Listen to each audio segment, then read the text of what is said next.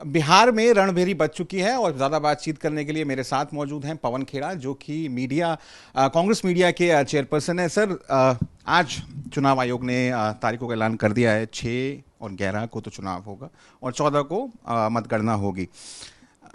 जिस तरीके से जो सरकार है बिहार की, वो पैसा दिया गया महिलाओं को, बिजली फ्री दी गई, कितने आश्वस्त हैं आप इस बार कि आपका नंबर लगेगा वहाँ पर?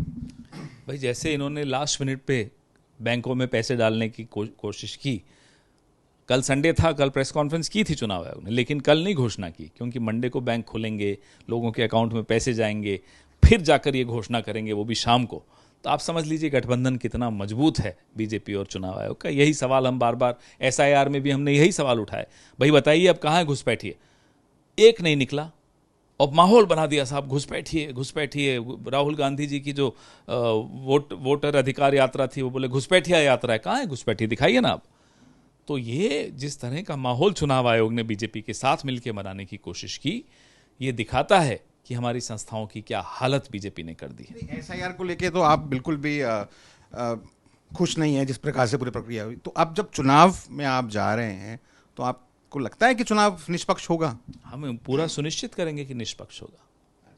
बिहार की जनता सुनिश्चित करेगी, क्योंकि सब जागरूक हैं, उन्हें मालूम है कि क्या कोशिश की जा रही है, क्या षड्यंत्र रचे जा रहे हैं। आपको क्या लगता है कि पिछले 5 सालों में क्या बदला? क्योंकि 20 साल से एक छोटा सा पीरियड अगर मैं निकाल दूं तो महागठबंधन बाहर रहा, RJD कांग्रेस। क्या लगता है आपको 5 साल में क्या बदला है आपके फेवर में? क्या मुद्दे होंगे उस चुनाव के जो आपको लगता है? मुद्दे बहुत स्पष्ट हैं। जो जिस तरह से कानून व्यवस्था चौपट हो चुकी है बिहार की, जो गुंडा राज दिखता है वहाँ, आप देखिए जिनका अपना उप मुख्यमंत्री इतने गंभीर सवालों के घेरे में आ चुका हो, बीजेपी का नेता है, तो उसका कोई जवाब नहीं मिला आज तक। इतने गंभीर उन पर आरोप लगे हों, तो समझ लीजिए कि वो सरकार कैसी चला रहे होंगे।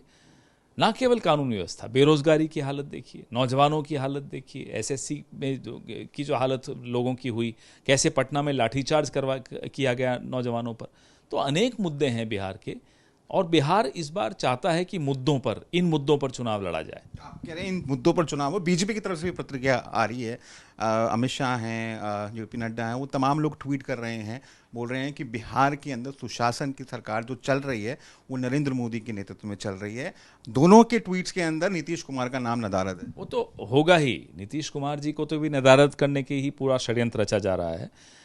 जैसे महाराष्ट्र में रचा था इन्होंने इस चुनाव से पहले, अब बिहार की बारी है, लेकिन महाराष्ट्र में इन्होंने जो भी करके जीते, यहाँ हम इनको जीतने नहीं देंगे। एक आखिरी सवाल सर, इलेक्शन अनाउंस हो गया है, लेकिन अभी तक जो सीट शेयरिंग है उसका फॉर्मूला हमें नहीं जानता है महागठबंधन के अंदर। जानते हैं हम NDA का भी नहीं है, लेकिन वहाँ पे एक फेस है। अभी तक आपने भी नीतीश कुमार, अच्छा जी, आज भी आपको लगता है नीतीश कुमार फेस है, जिनका नाम किसी के ट्वीट में नहीं आ रहा है, फिर भी आप कह रहे हैं वो फेस? जीतन राम मांझी से कम से कम मैंने बात की, उन्होंने कहा कि हम उनके नेतृत्व में जाएंगे। जीतन राम मांझी थोड़ी निर्णय लेते हैं, आपको लगता है वो निर्णय लेते हैं? तो आप कब तक आपको लगता है कि आपका? बहुत जल्दी हमारी सारी स्पष्ट पिक्चर आपके सामने आ जाएगी।